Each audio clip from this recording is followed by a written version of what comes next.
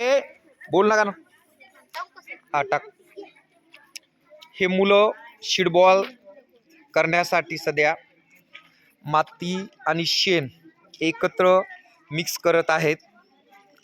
नरोत्तम प्राथमिक आश्रमशाळा चारठाणा या ठिकाणची ही मुलं आहेत.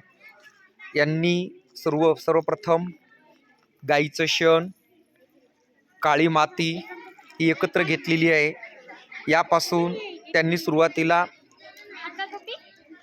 एक सीडबॉल तयार करण्यासाठी छान प्रकारची माती घोळून घेतलेली आहे. या परिसरामध्ये बरेचसे मुलं या उपक्रमामध्ये सहभागी झालेले आहेत.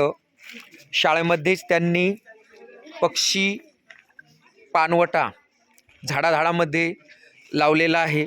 एक छोटंसं हे झाड दिसतंय. या झाडावर